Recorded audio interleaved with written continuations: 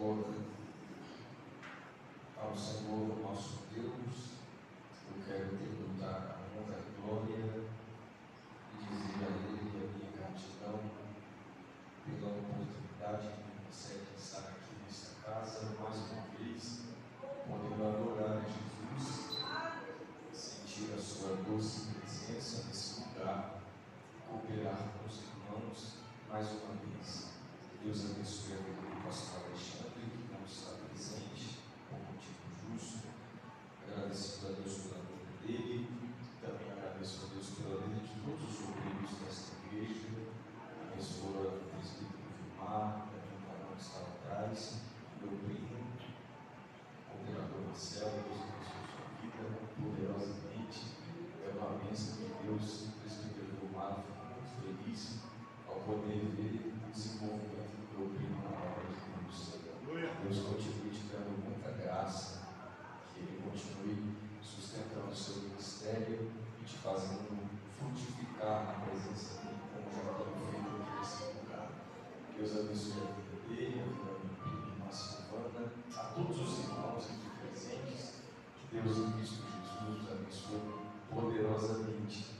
Eu fico feliz, irmão, quando eu vou numa igreja e eu consigo ver ainda crianças, rapazes, com o intuito e o desejo de buscarem a Deus e servir, assim como o servo de Deus que me antecedeu.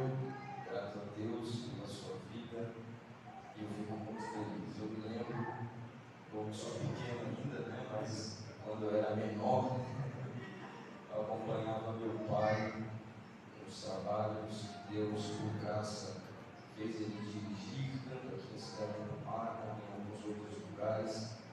E no meu coração estava o desejo de um dia ser um pastor do alguém. E eu fico feliz quando eu vou em uma igreja e eu vejo alguém com esse desejo no coração também. Deus te abençoe, meu filho. Irmãos, eu trago um abraço da minha esposa, ela não pôde me acompanhar na noite de hoje. Ela está vindo direto do trabalho, eu cheguei um pouco atrasado, porque eu estava numa demanda ministerial também com o pastor Vanderlei, por isso eu cheguei um pouco atrasado.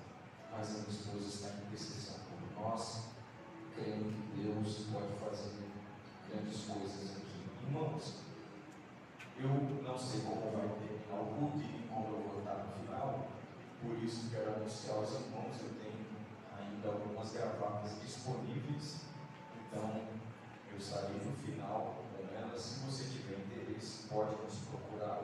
Ah, mas eu não uso gravata, meu esposo não usa, alguém usa, você vai comprar e abençoar alguém, tá bom? Deus abençoe.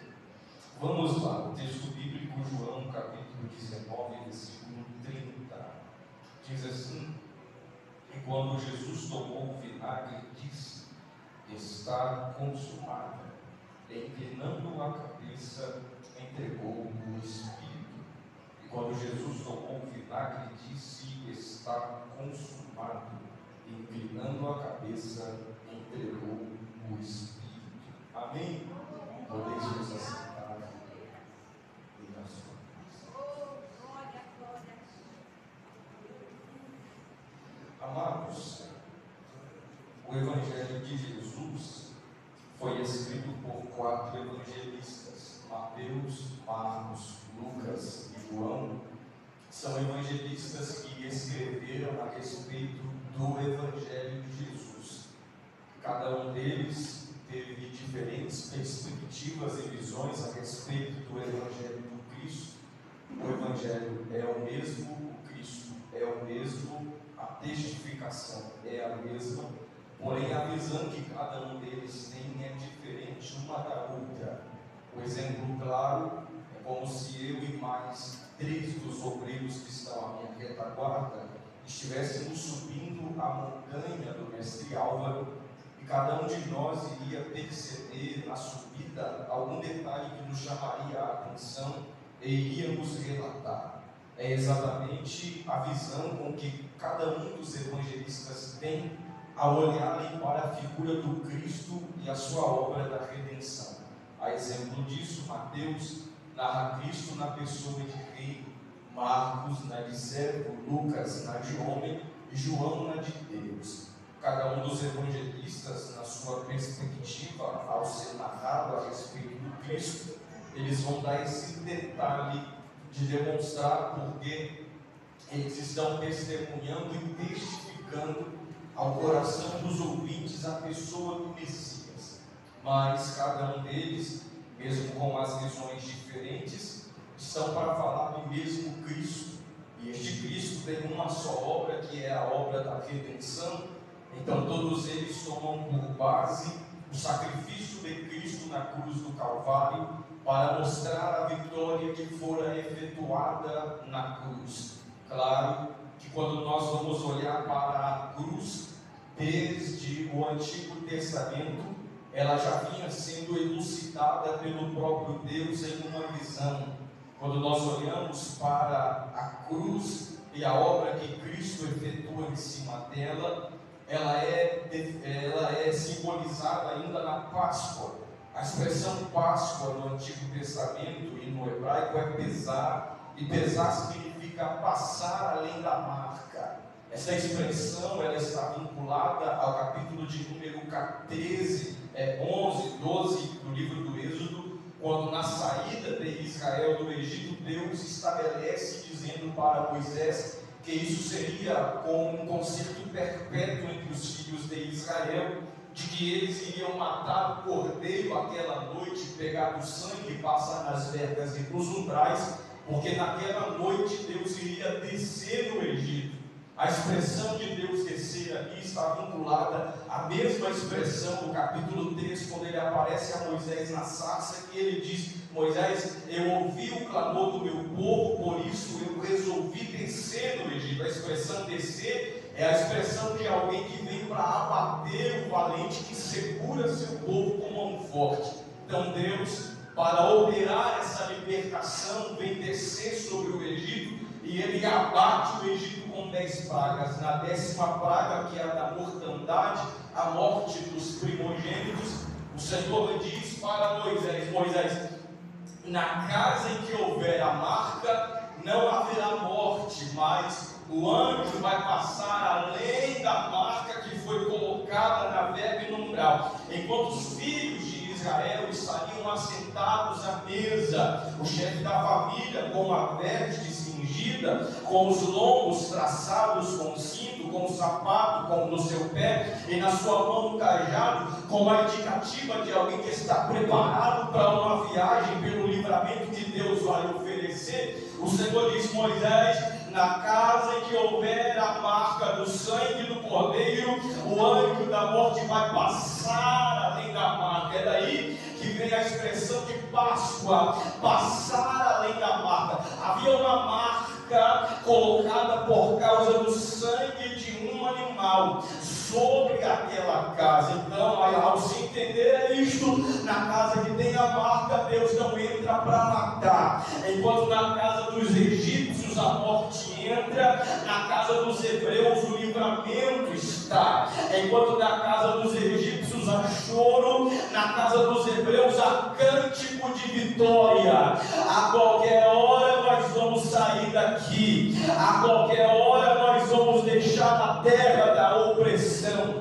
E é interessante que isso está sendo elucidado no Antigo Testamento, e agora Jesus, em uma nova aliança, ele vai estabelecê-la assentado à mesa com seus discípulos, quando em Lucas, no capítulo 22, no versículo 15, Jesus vai participar da última Páscoa com os discípulos, e ele diz: eu desejei muito comer convosco esta Páscoa antes que padeça, porque Jesus sabe que aquela última Páscoa é a Páscoa que vai dar o start para a salvação da humanidade.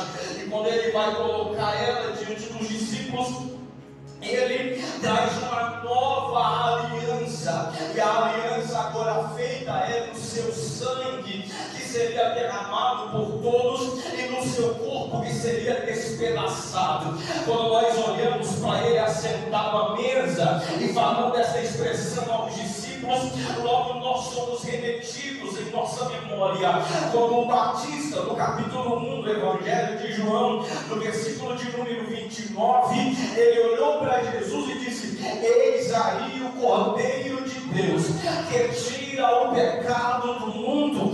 Porque dessa expressão o Batista tem em sua mente o entendimento, olha, do Cordeiro que um dia Moisés e os filhos de Israel participaram. Eles um dia tiveram um livramento, houve uma marca sobre eles, mas nem todos que participaram daquele Cordeiro, que saíram do Egito, puderam entrar na terra prometida, na terra boa e larga, na terra que manda leite e mel, simbologia do céu. Mas quando o Batista está falando que ele é o Cordeiro de Deus que tira o pecado do mundo, o Batista está dizendo: o Cordeiro que Moisés inaugurou na Páscoa com os filhos de Israel só trouxe a eles o livramento da morte momentânea, mas depois todos eles morreram e nem todos entraram na terra prometida. Mas o Batista está anunciando e instaurando a um novo Cordeiro, que ele, com a sua marca, vai fazer a morte passar além de nós. Ele vai nos fazer, além de ser livres dela, mas também poder entrar em um lugar que nós não merecíamos, nós não podíamos, mas por sua infinita graça, misericórdia, ela está preparada para nós. É interessante ainda nós entendermos que Jesus, ao estar assentado na mesa, ao declarar o desejo no seu coração: eu desejei comer convosco a Páscoa antes que padeça, ele dá a eles algumas instruções, as últimas instruções de Jesus antes da sua morte. Mas depois de ele dar a instrução, depois de orar por ele e pelos discípulos, há um detalhe interessante no capítulo 14 de Marcos, no versículo 26, que me chama a atenção, e a expressão é essa: e tendo cantado um hino, saíram para o Monte das Oliveiras. Veja que Marcos vai dar um detalhe que Lucas não dá, e Mateus também não dá, e muito menos João, mas Marcos dá o detalhe que antes de ir para o Monte das Oliveiras, o lugar da prensa, o lugar em que as olivas são pressionadas para extrair o azeite dentro delas, ele vai cantar um hino antes de entrar no Getsemane. Perceba que no Getsemane ele entra no estágio que a medicina moderna chama de dermatidrose, o seu suor se tornando em sangue devido à tamanha pressão que ele é submetido. Ainda no Getsemane ele fala ao Pai: aparta de mim o cálice, porque este cálice é a simbologia da ira de Deus contra o homem e o juízo que Deus iria derramar sobre a humanidade, e ele estaria levando sobre si esta ira da parte de Deus. Mas perceba, irmãos, que tudo isso que ele estaria submetido não está isento da sua memória, porque ele é 100% homem, mas ele também é 100% Deus. Ele habita a plenitude divina, mesmo ele sendo homem. Isso mostra que ele sabe o que ele vai ser submetido, ele sabe que vai passar pela tribulação, ele sabe que vai passar pela dor, ele sabe que vai passar pela agonia, ele sabe que vai passar pelo Getsemane. Mas Marcos diz que mesmo ele sabendo de tudo isso, ele tem a capacidade de cantar a Deus louvores. Geralmente, quando Deus nos avisa: tu vai passar uma prova, nós já entramos dizendo: tem misericórdia. Mas Jesus me ensina a lição: ele vai entrar para a prova, mas ele já entra adorando, ele passa adorando e ele vence adorando. Jesus está nos convidando essa noite, antes de passar pela prova, adorador que é adorador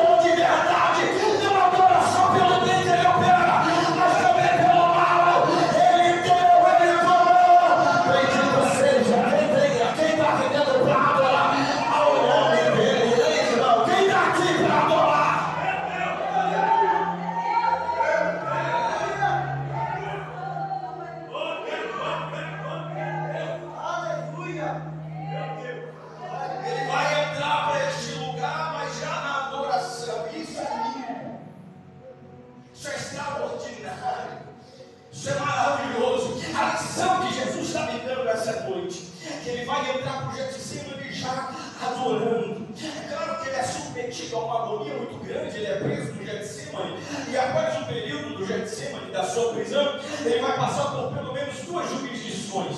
A primeira jurisdição para julgamento é a de Anás e Caifás. Ali é um detalhe interessante, porque muitas testemunhas se apresentam, dentre elas, no capítulo 26 de Mateus, versículo 65, algumas delas vão se apresentando, mas a sua acusação não tem base, não tem fundamento, até que alguém se apresenta a Caifás e diz: olha, ele falou que ele vai derribar o templo e no terceiro dia ele vai reconstruir o templo. Outra testemunha aparece dizendo que ele afirma ser o Filho de Deus. Já nesses dias, segundo a cultura e o contexto histórico, havia uma lei capital, porque apareceram alguns rebeldosos que disseram ser o Filho de Deus, o Messias, mas eles morreram e os homens que seguiam eles se frustraram. Dentre eles estavam Teudas e Judas. Isso está registrado no capítulo 5 de Atos, versículo 34, quando Gamaliel dá o detalhe: apareceu Judas e Teudas, alguns seguiram, morreram. Olha, se esse Galileu for o Filho de Deus, essa obra for de Deus, ninguém vai poder parar, mas se for de homem, ela vai se desfazer. Ainda é interessante, porque quando alguém pergunta para eles, na pessoa do sumo sacerdote chamado Caifás: tu és o Filho de Deus? E ele responde: tu o dizes. Em verdade eu te digo que em breve vereis o Filho de Deus assentado à direita do Pai e vindo com poder e grande glória. Exatamente nesse momento, a Bíblia registra que Caifás rasga suas vestes sacerdotais, pela ótica da lei levítica dada aos sacerdotes. Nenhum sacerdote deveria ter rasura na sua vestimenta, e muito menos emenda como costura nas suas vestes, mas deveria ser uma veste lá de alto a baixo, sem remendo, sem costura, para demonstrar a beleza da santidade. Mas Caifás está rasgando as suas vestes, porque o seu sacerdócio, ele é falível e ele é limitado, e ele já foi rasgado, mas diante dele está o verdadeiro sumo sacerdote, cuja carta do escritor anônimo aos Hebreus diz que ele é o sumo sacerdote por excelência, que ofereceu uma vez por só o sacrifício por toda a humanidade. Ainda é interessante nós destacarmos que no capítulo 19 de João, no versículo 23, João diz que pegaram as vestes de Jesus, partiram em 4 partes, deram para cada um dos soldados que estavam na escolta da cruz, mas a sua túnica não puderam rasgar, e ela era tecida de alto a baixo. Eu vou falar o que é isso. A veste era a veste que todo mundo via, a túnica era a vestimenta interna, que só era revelada na intimidade, só na hora que alguém deitava na cama para dormir. O que é isso? É as 2 naturezas dele. A primeira natureza, alguém tocou na sua carne. A primeira natureza, dilaceraram as suas costas. A primeira natureza, colocaram uma coroa na sua cabeça. A primeira natureza, cuspiram na sua cara, esbofetearam, esclareceram ele. Mas a segunda natureza é a interna. Ela ninguém toca, ela ninguém rasga, ela ninguém faz nada, porque ele é poderoso para sempre. A primeira puderam tocar, mas nele por dentro ninguém pode tocar. Quem ele é por dentro, ele é santo. Quem ele é por dentro, ele é poderoso. Quem ele é por dentro, ele é maravilhoso. Quem ele é por dentro, ele é poderoso na batalha. A primeira jurisdição, portanto, é religiosa. A segunda jurisdição é política. Mandaram ele para Pilatos, mas Pilatos não encontra nele defeito nenhum. E então, sabendo que por inveja estão entregando, e ele sabe que Herodes está na região por causa da Páscoa, então leva Jesus até Pilatos. E o capítulo 23 de Lucas, versículo 8, Herodes fica feliz.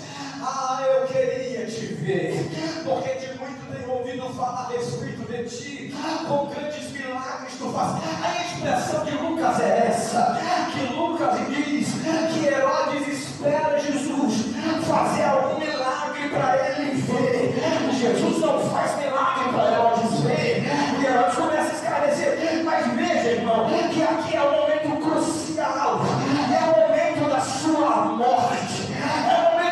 paixão. E Herodes está olhando para ele dizendo: eu quero ver milagre acontecer. Já que não viu milagre acontecer, vai escarnecer dele mesmo. Mas se Herodes se colocasse na posição de discípulo, 3 anos e meio de ministério, Herodes iria ver aquilo que Jesus operou aos olhos dos discípulos.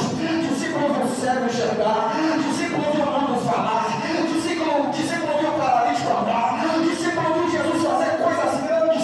Mas Herodes nunca quis andar com Jesus, Herodes nunca quis caminhar com Jesus.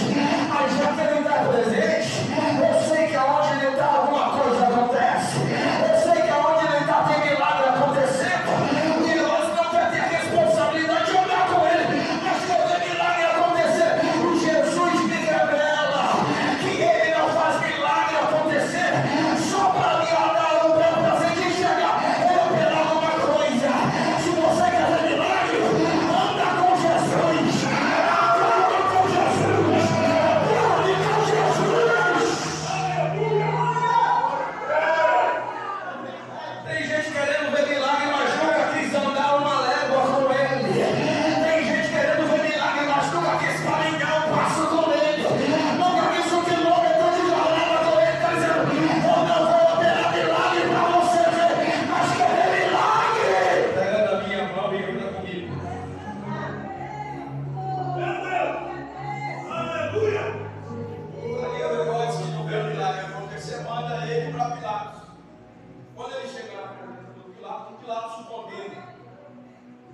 Porque a Bíblia diz que ele vai passar por uma flagelação humana. Os irmãos sabem, são 39 chibatadas nas costas do condenado. Amarrava o condenado ao tronco, as suas costas ficavam expostas, e eles pegavam como sentença dos algozes romanos os açoites, e eles pegavam esses açoites, que eram uma espécie de uma madeira, na ponta tinha um couro, como uma corda, e na ponta dessa corda de couro tinha ossos e chumbo. Quando batia as costas do condenado, causava luxações e também abria feridas. Segundo o que alguns historiadores registram, quando batiam os ossos nas costas do condenado, eles grudavam nela, na pele. Quando eles puxavam, as costas rasgavam, então, portanto, aparecia aquilo que era interno do condenado. Entre isso, aparecia órgãos internos que davam para se ver nas costas do condenado. São mais de 360 cortes no seu corpo por causa dessa quarentena que foi colocada sobre ele. Mas alguém olhou para essa flagelação e pensou: meu Deus, os romanos estão condenando ele, os romanos estão açoitando ele. Mas eu quero te falar que além dos açoites romanos, além dos algozes que estavam dando a sentença, além da turba judaica que desejava ver a sua morte, acima disso tudo estava a vontade do Pai. Isaías 53:10. Isaías detalha todo o sofrimento do Messias. Aí no versículo 10 ele usa a expressão dizendo assim: olha, ao Senhor agradou Moelo, fazendo-o enfermar. Por que ao Pai está agradando, fazendo o Filho enfermar e está moendo ele? Porque o Pai, pelo que o salmista diz, estava irado desde a eternidade e desejava derramar a ira contra a humanidade. Aí o Filho tomou o lugar do homem e disse ao Pai: pode despejar em mim a ira. Aí o Pai resolveu moer o Filho, o Pai resolveu enfermar o Filho. E por que o Pai resolveu moer ele e enfermar ele? Porque se o Pai fosse derramar a ira para nos enfermar e para nos moer, ninguém aguentaria a flagelação dada pelo Pai. Todos nós morreríamos. Pelo que a cultura diz, na 10ª chibatada, o condenado urrava de tanta dor. Na 15ª chibatada, geralmente eles urinavam no seu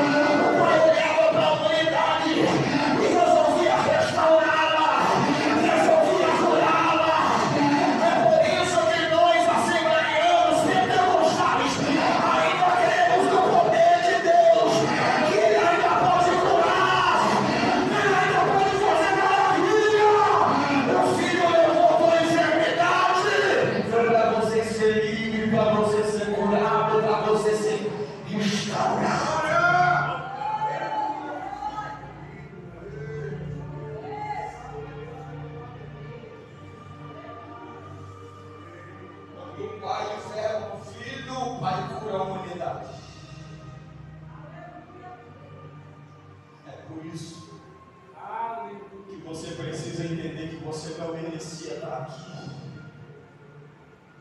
É por isso que você precisa entender que você nem merecia acordar hoje.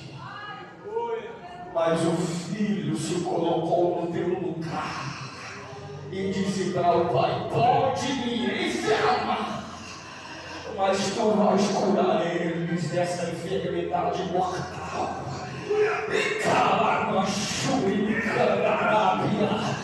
Geralmente a gente dá um dado de vitória só quando alguém está falando uma palavra motivadora, efusiva demais, ou uma palavra que mexe com a nossa alma. Mas se essa palavra da verdade não fizer nada em você, a vida está ruim demais, irmão. Mas essa noite eu vim aqui me dizer: pois enfermidade emocional ele pode curar, pois enfermidade física ele pode curar, pois enfermidade na alma ele pode curar, porque ele levou sobre si tudo. E eu estou dizendo para você: ele pode curar você aqui hoje. Depois da flagelação, coloca a cruz às costas. Você sabe da história, ele carrega a cruz. Só tem um detalhe dessa cruz. Geralmente está associado ao nosso amigo por causa dos filmes, que era a cruz inteira, irmão. A cruz pesava mais de 100 quilos. Pensa no condenado que foi açoitado agora há pouco, quase desmaiou. Vai ter condição alguma de carregar uma madeira cheia de farpa nas costas de mais de 100 quilos em um trajeto inteiro para fora da cidade? Vai não. A cruz com o seu mastro central era carregada para o alto do Calvário e ficava lá. Mas a parte que é a lateral ou a transversal, ela era colocada nas costas dele e ela era chamada de patíbulo, que no latim é patíbulo. E a expressão patíbulo é a expressão dada para a chave da porta da cidade. Como é que era o patíbulo? Geralmente nas cidades elas tinham as portas grandes. Quando ela era fechada, vinha por detrás dela, do lado de dentro, e pegava a parte grande transversal chamada patíbulo e colocava como escora, sendo a chave que tranca a cidade. Ao tirá-la, ele estava dando liberdade para entrar na cidade e abrir a porta. O patíbulo que Jesus está carregando nas costas dá para nós o entendimento de que até agora a porta celestial estava fechada. Aqui pecador não entra, aqui ninguém pode vir. Mas o Filho pegou a chave que não deixava a gente entrar, colocou nas costas e disse: agora alguém vai poder entrar, porque eu vou até o final da cruz. É por isso que nós temos direito de ir aos céus, e Ele nos deu a esperança. Não se turbe o vosso coração, crede em Deus, crede também em mim, porque na casa do meu Pai há muitas moradas. Se não fosse assim, eu não teria dito.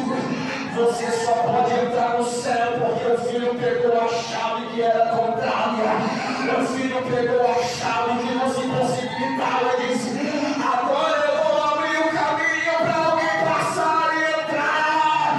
Agora pecador lavado, pecador redimido, vai poder entrar nesse lugar. Aleluia! O alto da cruz, pendurado. Eu já vou encerrar agora. Faltam 6 minutos, eu vou encerrar agora.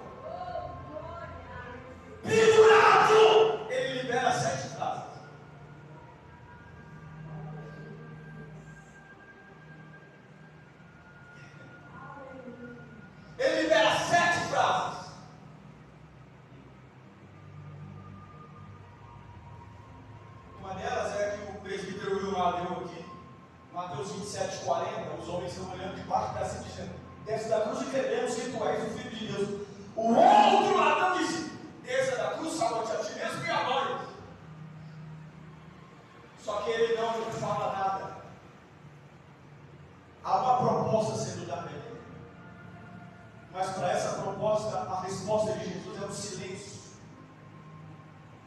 Porque Jesus fica em silêncio e não dá resposta. Porque quem é que está falando na boca desses homens? São eles. Qual é a proposta? Por detrás, Salmo de número 20, Salmo de número 21, Salmo de número 22. São salmos que demonstram a grandeza do Messias, o sofrimento e morte do Messias. O Salmo 22, o salmista em profecia diz: touros de Bazã me cercaram, cães ferozes me rodearam. O que é isso? Demônios grandes e pequenos estavam rodeando a cruz, e a resposta deles, e a proposta era essa: desça daí. Porque alguém pregou para nós que o diabo fazia festa no inferno, e quando Jesus morreu na cruz, a morte venceu ele, a morte venceu ele, a morte venceu ele. Mentira de Satanás. Enquanto ele estava na cruz, o inferno fez de tudo para ele descer de lá. Lembra que o diabo tomou a boca de Pedro? Aí uma hora Pedro falou: tu és o Cristo, o Filho do Deus vivo. Não foi carne nem sangue te revelou, foi meu Pai. Mas logo Jesus terminar a revelação, eu te dou a chave do céu. Aí Jesus diz: eu vou padecer. Pedro falou: tem misericórdia de ti. Satanás, vai para trás de mim. Pedro fica, mas Satanás vai embora. Porque o desejo de Satanás é esse: tu não pode ir para a cruz, tu não pode morrer na cruz, tu tem que descer dela. Porque Satanás sabia, se ele fosse até o final, uma igreja seria resgatada. Se ele fosse até o final, alguém seria salvo. Se ele fosse até o final, alguém seria resgatado. Mas Satanás está colocando a proposta: desça da cruz, porque eu não posso suportar. Mas ele fica em silêncio, como quer dizendo: eu sei de onde eu vim, mas eu sei para onde eu vou. E daqui a 3 dias eu vou tomar nossa vida mais e no inferno.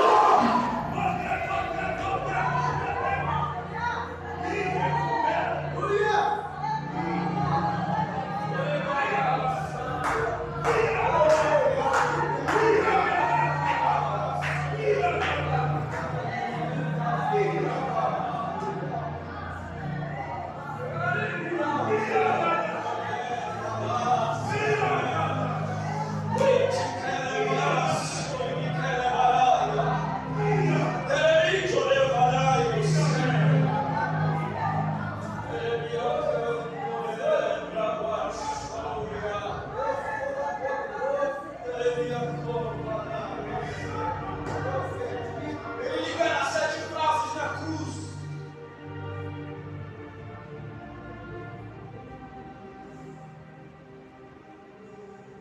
A primeira frase que ele libera é em relação aos homens: Pai, perdoa-lhes porque eles não sabem o que fazem.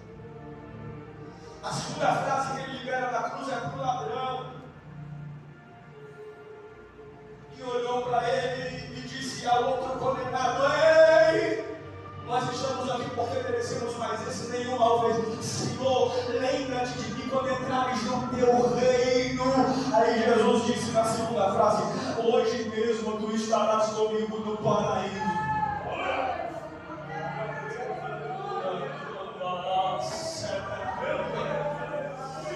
A terceira frase que ele libera no alto da cruz foi quando ele olhou para Maria, mãe do corpo. Ele olhou para João, discípulo amado, e disse: mulher, eis aí o teu filho, filho, eis aí a tua mãe.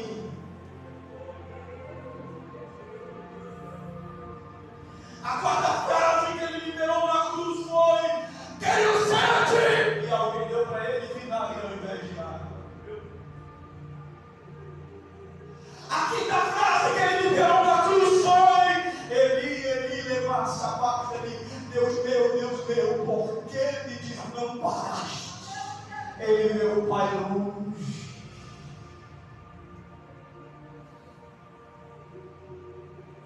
É um fenômeno tão extraordinário que o céu manifestou como estava Deus. O sol se esconde diante do Criador da cruz. A terra bala no seu braço. A sexta frase foi essa do texto que nós lemos essa noite.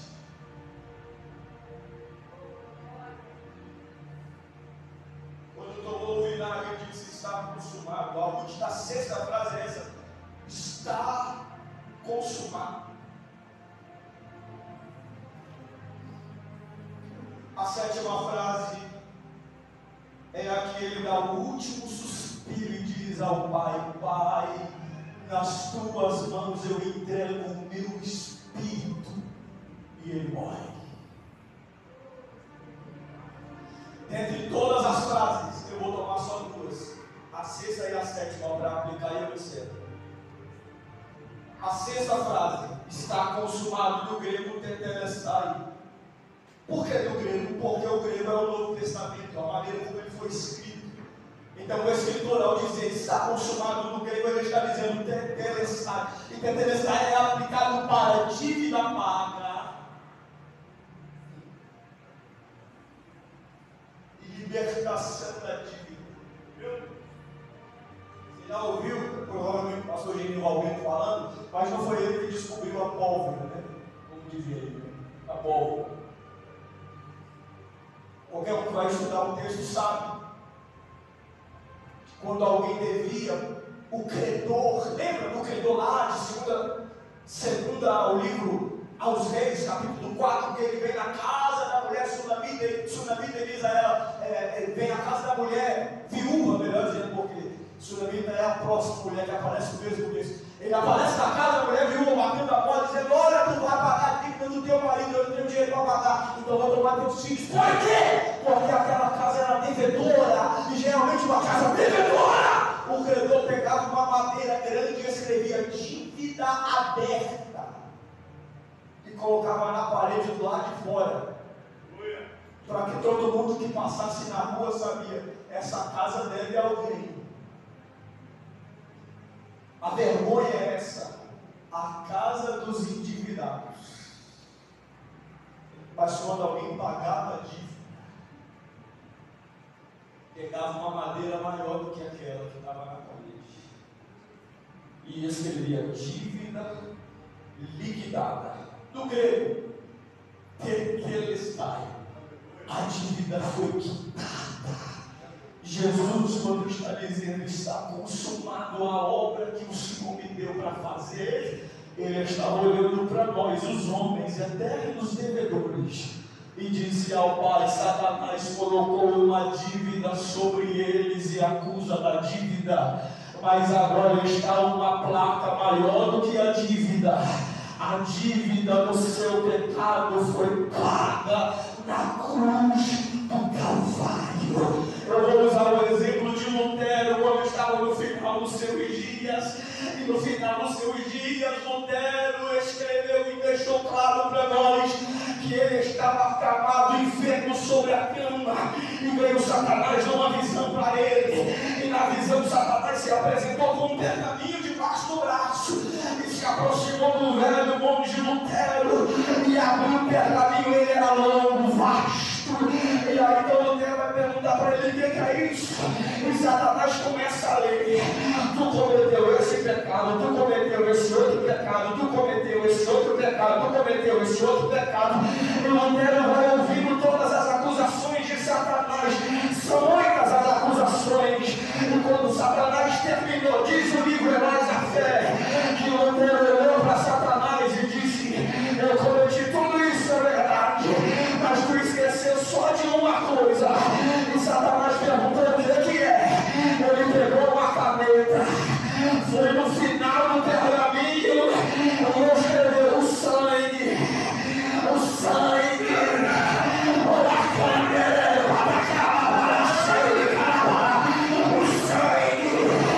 o sangue de Jesus me purifica de todo pecado.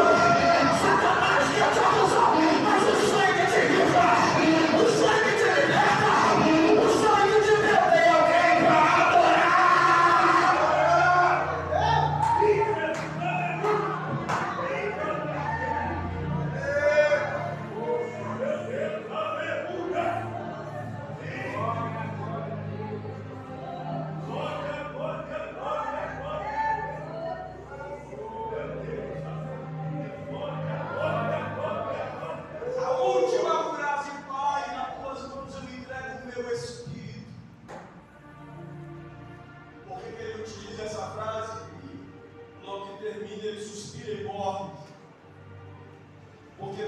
Paulo diz aos Romanos: a morte, como seu aguilhão, tem poder para matar só quem pecou.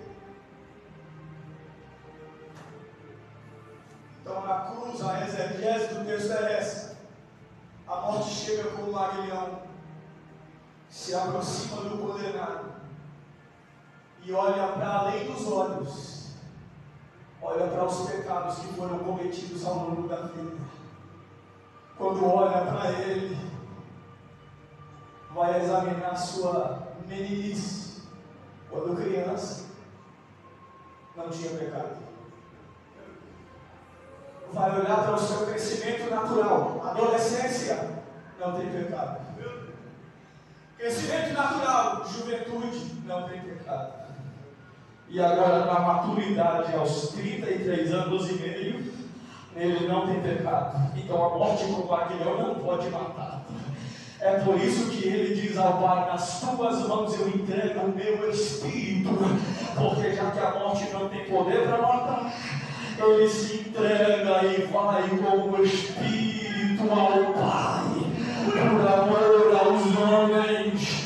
E é interessante que Paulo ainda diz aquilo que um dia Pedro teve em revelação em Atos 2:44, que foram soltas as ânsias da morte.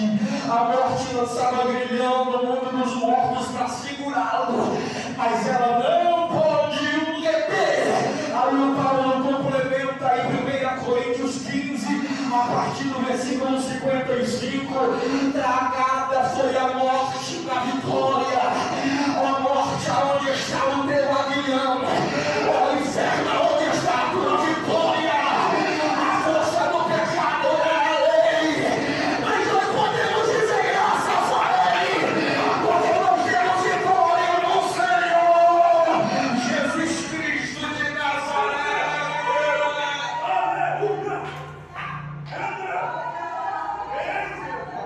O tema base da campanha é Colossenses 2. Ele pegou a cédula contrária a nós nas ordenanças e cravou-a na cruz. Nós estamos aqui por causa dele. Essa é a mensagem que Deus colocou no meu coração. Eu peço que os irmãos orem por minha vida, por minha família. Nós estamos há alguns dias na labuta ministerial. E não pense que é fácil. É difícil. É árduo. O ministério não é o que todo mundo pensa, da mídia que todo mundo fala. Tem ministério de verdade. Passa algumas dificuldades. Passa luta e prova. Peço que os irmãos me ajudem nas orações. Eu sei quem eu tenho crido. Deus em Cristo Jesus os abençoe poderosamente. Em nome de Jesus. Meu amigo, meu primo, obrigado pela oportunidade. Meus amigos, Deus abençoe. Em nome de Jesus.